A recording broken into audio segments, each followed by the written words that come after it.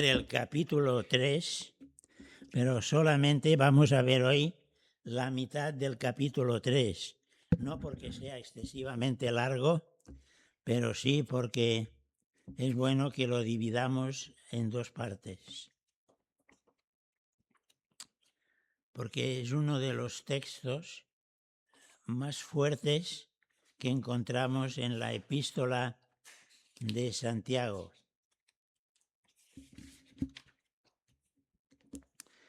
Vamos a leer Santiago 3. Hermanos míos, no os hagáis maestros muchos de vosotros, sabiendo que recibiremos mayor condenación, porque todos ofendemos muchas veces. Si alguno no ofende en palabra, este es varón perfecto, capaz también de refrenar todo el cuerpo. He aquí que nosotros ponemos freno en la boca de los caballos para que nos obedezcan, y así dirigimos todo el cuerpo. Mirad también las naves, aunque tan grandes y llevadas de impetuosos vientos, son gobernadas con un pequeño timón donde el que las gobierna quiere. Así también la lengua es un miembro pequeño, pero se jacta de grandes cosas. He aquí cuán grande bosque enciende un pequeño fuego. Y la lengua es un fuego, un mundo de maldad. La lengua está puesta entre nuestros miembros y contamina todo el cuerpo, e inflama la rueda de la creación, y ella misma es inflamada por el infierno. Porque toda naturaleza de bestias y de aves y de serpientes y de seres del mar se doma y ha sido domada por la naturaleza humana. Pero ningún hombre puede domar la lengua, que es un mal que no puede ser refrenado, lleno de veneno mortal. Con ella bendecimos al Dios y Padre, y con ella maldecimos a los hombres, que están hechos a la semejanza de Dios. De una misma boca proceden bendición y maldición. Hermanos míos, esto no debe ser así. ¿Acaso alguna fuente hecha por una misma abertura agua dulce y amarga? Hermanos míos, ¿puede acaso la higuera producir aceitunas o la vid higos? Así también ninguna fuente puede dar agua salada y dulce. Digo hasta aquí, pero que vamos a ver solamente hasta el versículo 6. Este es un pasaje muy conocido con el que estamos de acuerdo. Estaremos de acuerdo, ¿verdad?, con lo que dice aquí. Y lo sabemos nosotros por experiencia. Pero en la práctica no acabamos de aprender lo que significa controlar las palabras que salen de nuestra boca. Santiago se refiere en varias ocasiones a la facultad que tenemos los seres humanos de expresarnos. Así en el capítulo 1 y en el versículo 19 ya dice, por esto, mis amados hermanos, todo hombre sea pronto para oír y tardo para hablar. Después y tardo para hablar. Luego, en el versículo 26 dice, si alguno se cree religioso entre vosotros y no refrena su lengua, sino que engaña su corazón, la religión del tal es vana. Luego también en el capítulo 4 y versículo 11 dice 4:11, hermanos míos, no murmuréis los unos de los otros. El que murmura del hermano y juzga a su hermano, murmura de la ley y juzga la ley. Pero si tú juzgas a la ley, no eres hacedor de la ley, sino juez. Luego tenemos también el capítulo 5 y versículo 12. Pero sobre todo, hermanos míos, no juréis ni por el cielo, ni por la tierra, ni por ningún otro juramento, sino que vuestro sí sea sí y vuestro no sea no, para que no caigáis en tentación. Es decir, que Santiago no solamente se expresa en lo mismo en el capítulo 3, sin embargo el capítulo 3 lo hace de una manera más amplia acerca del uso de la lengua, o diría del mal uso de la lengua, porque la lengua o las palabras que decimos podemos usarlas para bien o podemos usarlas para mal. Santiago no solamente lo ha expresado en estos versículos, sino también expresa los peligros o las consecuencias de no hablar siendo guiados por Dios. En este pasaje se dirige de manera especial a los maestros para advertirles de la responsabilidad que tienen en el uso de la palabra. Dice un refrán popular, que está en lo cierto, que cada uno es dueño de sus silencios y esclavo de sus palabras. También cuenta, también otro que he escuchado no hace mucho, que lo dijo uno de los concursantes de pasapalabra, también el otro día pronunció también esta frase diciendo: prefiero tener la boca callada, aunque me llamen tonto, porque si la abro, lo confirmaría.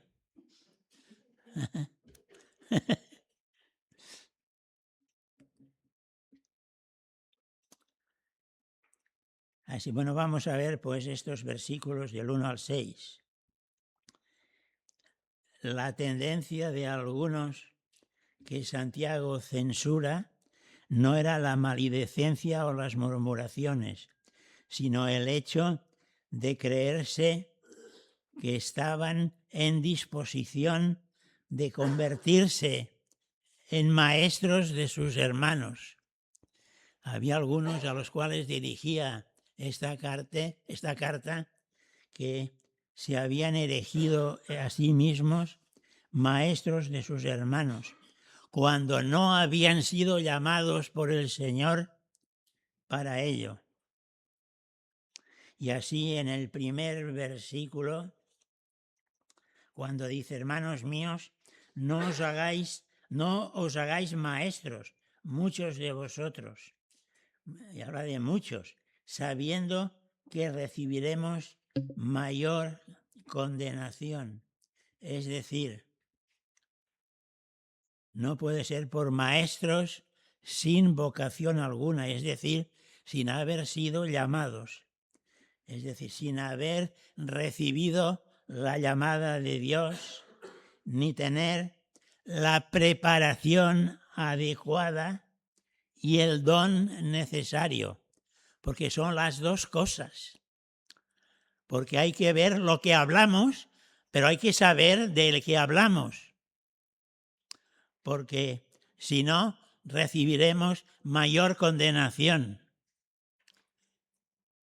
Porque no solamente debemos recibir la llamada de Dios, que es la vocación, también se trata de la vocación de cada uno, sino también para hablar hay que tener la preparación adecuada y también el don que Dios le haya dado, el don.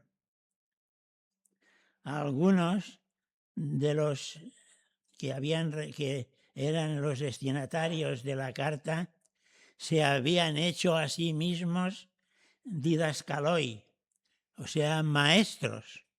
Esta es una palabra que procede de didasco, enseñar. Pues también es una palabra que también ha pasado al castellano cuando se refiere a la enseñanza. en otros lugares también se traduce por doctores. En Lucas 2:46 leemos.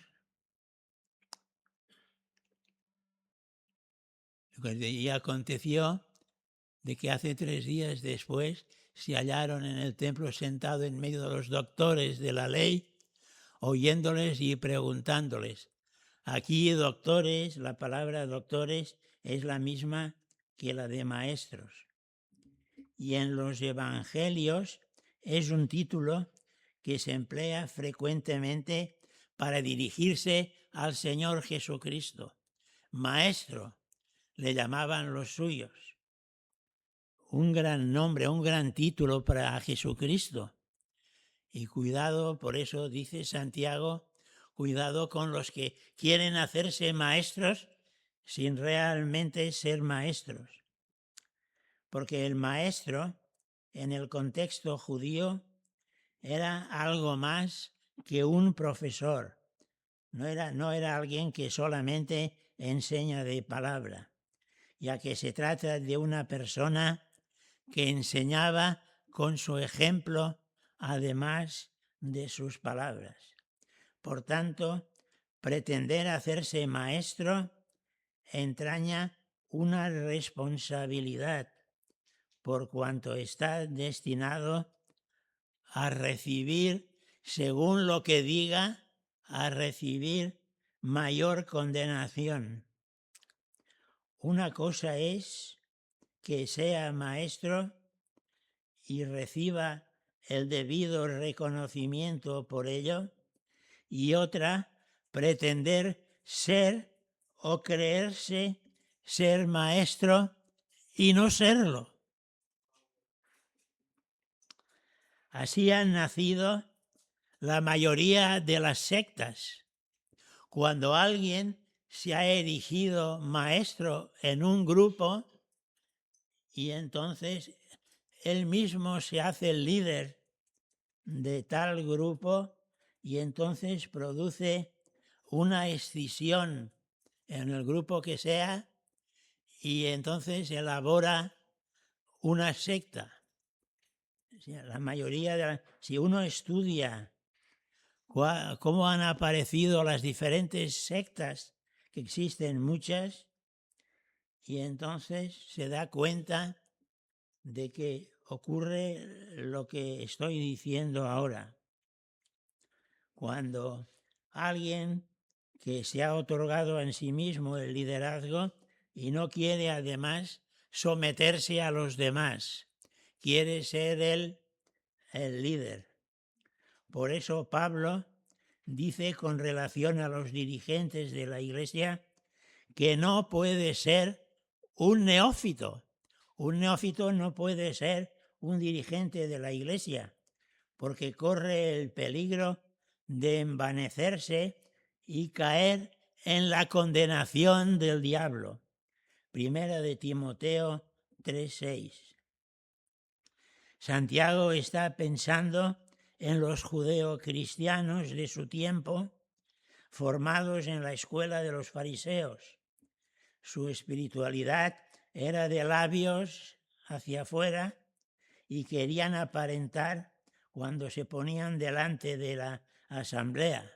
Se ponían delante de todos y entonces querían aparentar que ellos eran unos maestros. Esta tendencia producía los pecados de la lengua que Santiago describe en los versículos siguientes. Pablo combatía a los judíos de su tiempo por este mismo pecado en Romanos 2, 17 al 23. Podemos ver Romanos 2, 17 al 23. A ver si es más rápido que yo para no estar buscando aquí.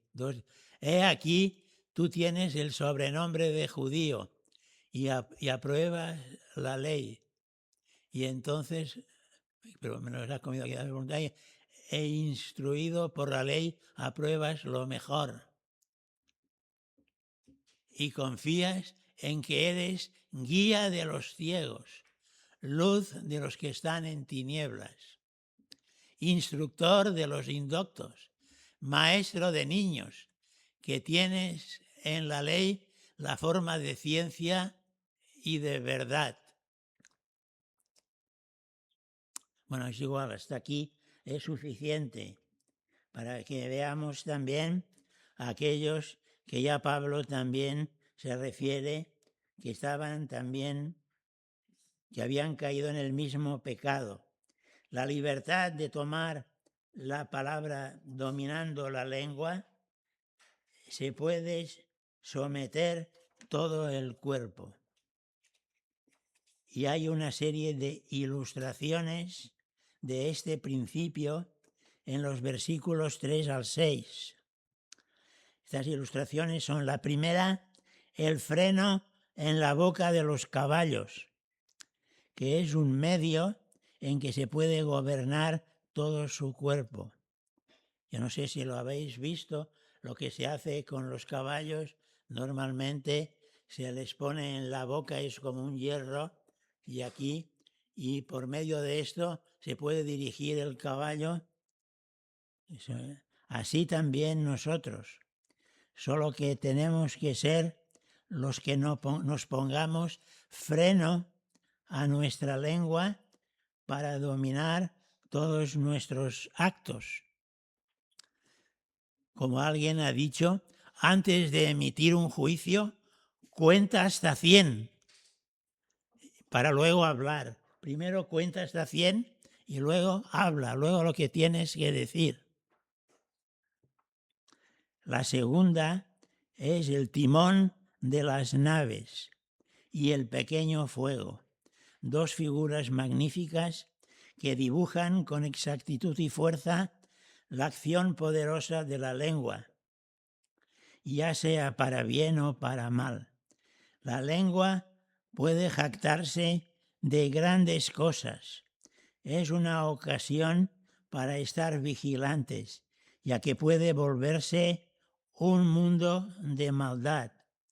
El versículo 6 es un versículo espectacular y ha sido construido de diferentes maneras según las traducciones.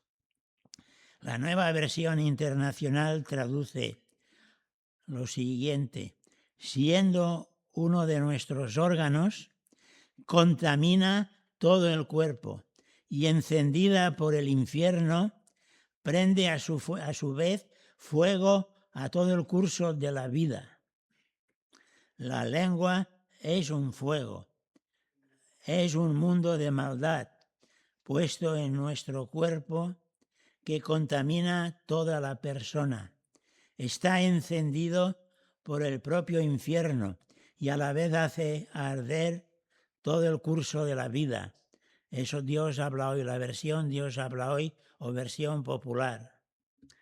La frase mundo de maldad se refiere a todos los elementos malos en un mundo caído, como por ejemplo la codicia, la idolatría, la blasfemia, la lujuria y la avaricia, que podemos identificar con las obras de la carne,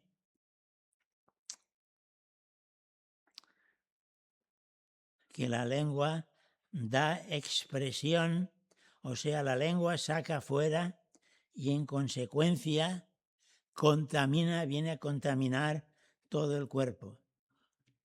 En las asambleas a las cuales se dirige Santiago, facilitaba las ocasiones para manifestarse así. Eso pasa también en nuestro culto de adoración, que yo he dicho muchas veces, nuestro culto de oración es nuestra mayor grandeza y nuestra peor miseria.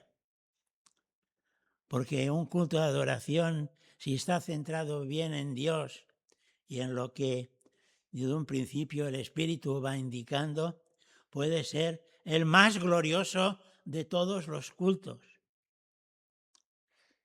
Pero en ocasiones puede haber hermanos que se salen del tiesto Y entonces te pueden estropear toda una reunión, todo un culto, por una palabra maldicha o por algo por alguna opinión que ha expresado que no es correcta.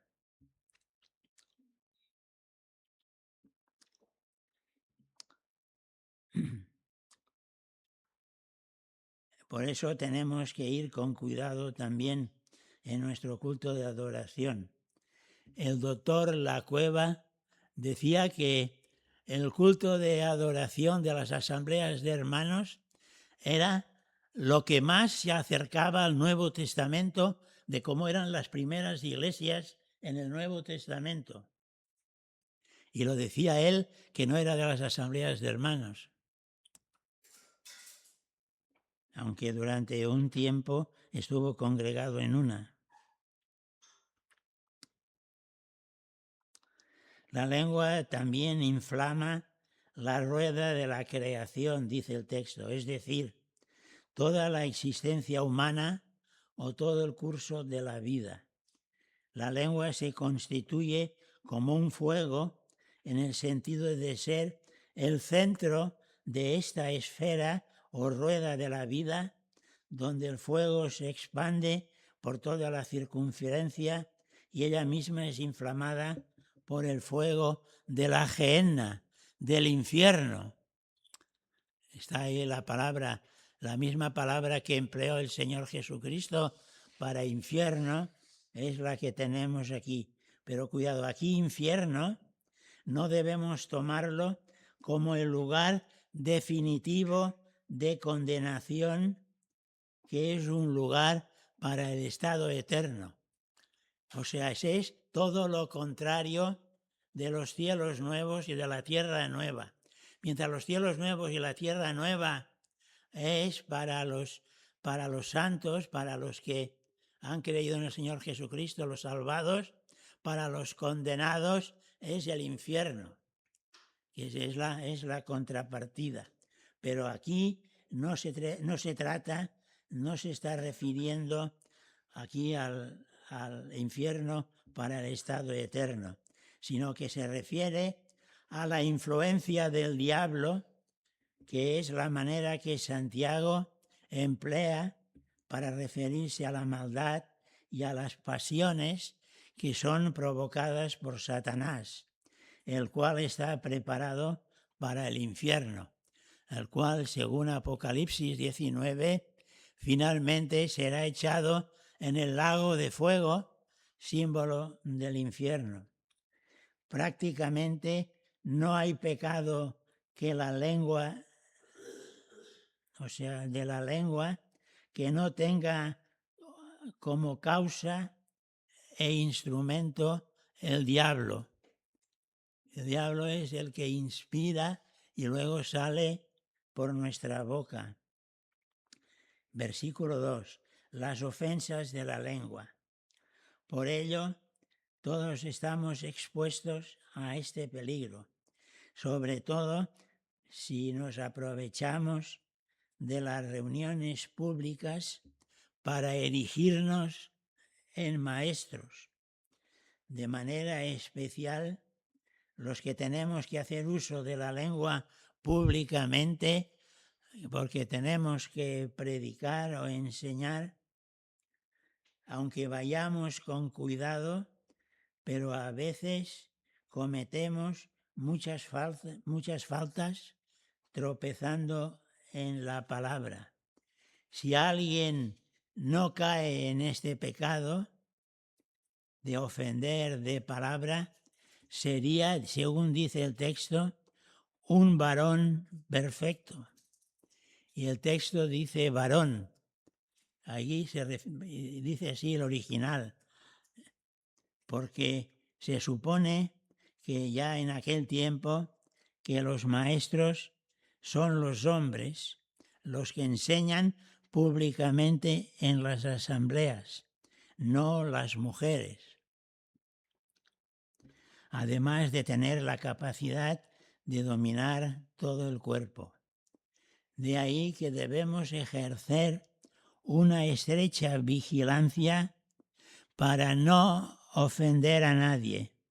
El término perfecto traduce una palabra griega, que es la palabra teleios, que tanto le gusta a Abel, la palabra teleios, que significa llevar a la totalidad, que ha llegado a su fin, o sea, que ha alcanzado la madurez. Perfecto no significa aquí alguien que tenga la perfección moral, alguien que no peque, no mucho menos. Perfecto se quiere decir alguien que ha alcanzado ya una madurez de nivel espiritual, que ha alcanzado la madurez. Esta es, pues, que equivaldría a no pecar si se refiriera a la perfección moral, pero no es así porque nadie llega a esto. Sin embargo, sí, a todo aquel que controla bien la lengua, controla bien la palabra, pues es un varón perfecto, o sea, que ha alcanzado la madurez, que es maduro. De ahí que en este pasaje nos da la gran enseñanza, hermanos, que debemos ir con cuidado de cómo hablamos y de lo que decimos, porque puede que en ocasiones, si no pensamos bien, podemos ofender a los hermanos. Y esto no es la voluntad. O como dice Santiago más adelante, esto, hermanos, no es así. No tenéis que hacer. Tenéis que controlar la lengua, o sea, de palabra.